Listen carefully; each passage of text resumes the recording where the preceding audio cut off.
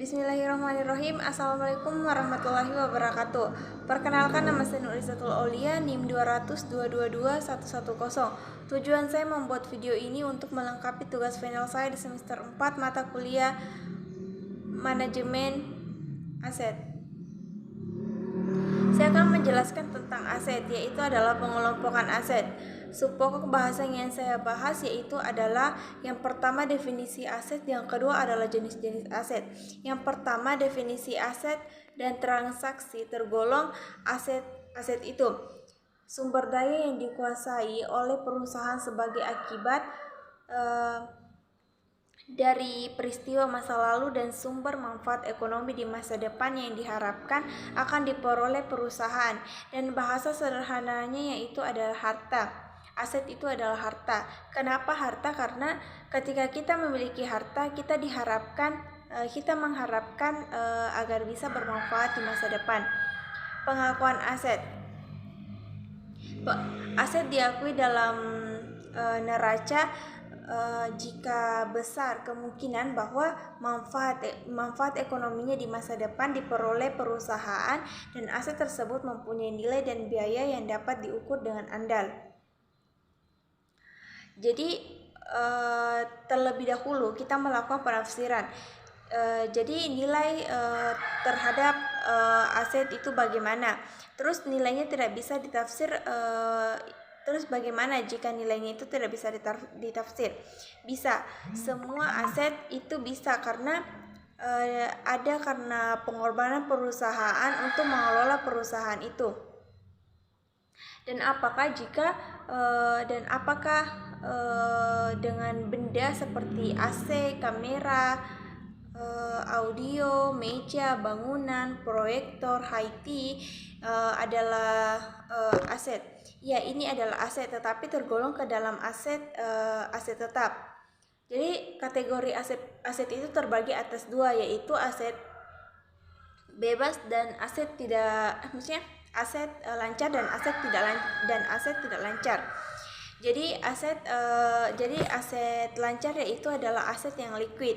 Liquid maksudnya mudah dicairkan atau dikonferensikan ke dalam sebuah bentukan.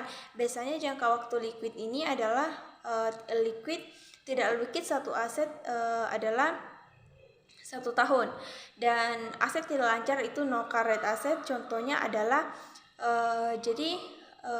tetap padi asetnya dimiliki, tidak untuk dijual kembali. Kalaupun ingin dijual biasanya di atas 1 tahun setelah dimiliki. Makanya aset tetap ini tergolong aset tidak lancar karena tidak liquid. Jika masih bingung, kita masuk kepada jenis-jenis aset. Jenis-jenis aset itu ada kas, piutang, persediaan, dan aset tetap. Kas ini juga terdiri dari uang koin, kertas, cek, dan kas di bank yang bisa ditarik kapan saja, dan ini adalah liquid dan kapan saja. Ini yang paling liquid. Jadi piutang. Yang kedua adalah piutang.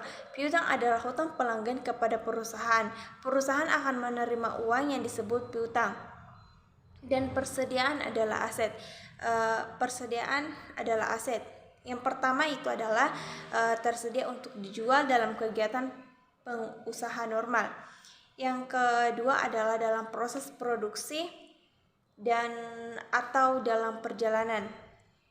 Yang ketiga adalah dalam bentuk bahan atau perlengkapan untuk digunakan dalam proses untuk memberikan jasa. Apa saja contoh persediaan event? Contohnya itu yang di hotel. Seperti tadi yang di atas, yaitu adalah ada bahan, ada aset yang tetap seperti meja, kursi, televisi, bangunan, itu adalah aset. Itu adalah persediaan yang ada di hotel. Seperti juga contohnya dengan yang di bioskop. Bioskop itu biasanya ada kursi, televisi, kadang ada bioskop ber-AC, dan itu adalah semua adalah bisa disebut dengan persediaan.